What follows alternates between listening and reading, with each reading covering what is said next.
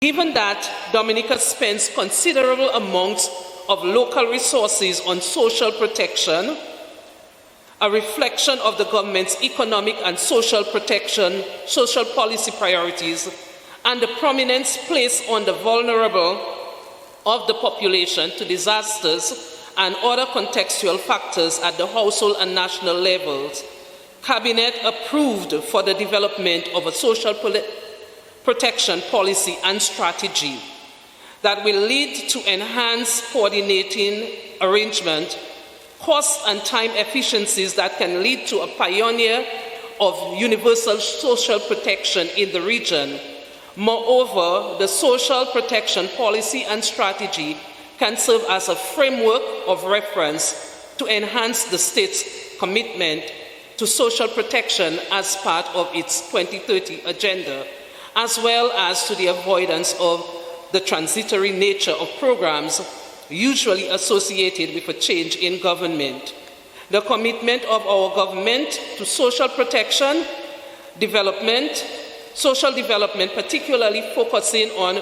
protection of the poor and vulnerable, is evident in the significant investments made through a number of social protection safety net programs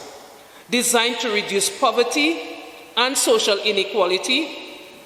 and to lower the margin of vulnerability by promoting efficient labor markets, diminishing citizens' exposure to risk, improving livelihood, responding to economic and other shocks, and strengthening people's capacity to protect themselves against hazards and interruptions or loss of income. We are aware that in the last 4 years there has been a shift in priority and focus of government to move from protection to resilience, as has been clearly articulated in our National Resilience Development Strategy and the Climate Resilience and Recovery Plan. There remains clear imperatives for the pursuit of an agenda of social development and protection, which is not separate and distinct from resilience. The experiences and impacts of managing COVID-19 pandemic in Dominica and the economic and social disruption caused by it has further exposed vulnerabilities among our populace. The impact on their livelihood, on food and nutrition security, compounded by public health challenges, demanded an integrated approach and response to the crisis. And for this reason, we are here today working collaboratively across sectors, which we will do tomorrow and also today and also tomorrow. And we'll have a special session with the Ministry with responsibility for social services on Friday. And the intention is to ensure that we develop a social protection policy and strategy that responds to our developmental needs and the situations of all Dominicans, especially the poor, the indigent, and those who are the most vulnerable among us. So with these words, I take the opportunity again to welcome you to this consultative session, and I implore that you would be frank, you would be open, and you would engage in participations which will help us towards the development and also provide the information that our consultants need as they work together with the Ministry of Planning and the Ministry with responsibility for social services to develop something that answers to our needs. I welcome you again. Thank you. We show the importance of consultations of key stakeholders because this is your policy. And it's crucial to really engage with rights holders and duty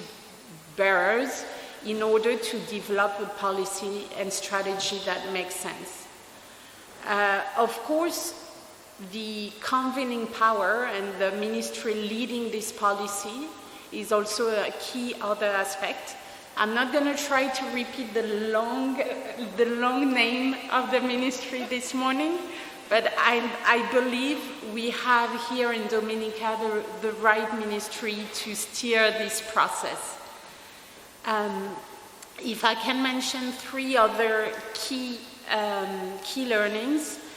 The third one is the importance also on the clarity and the conciseness of such policies. It's very easy to get carried away of the social protection system we want and just we want it universal, gender, child sensitive, etc. But I think it's important to really have clarity and focus on what we want to add to its utility and make it accessible.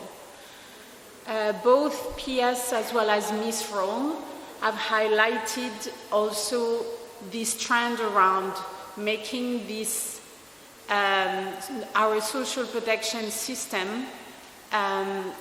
just not only able to respond to the different needs of the population that they may face individually, but also as a country in response to disasters.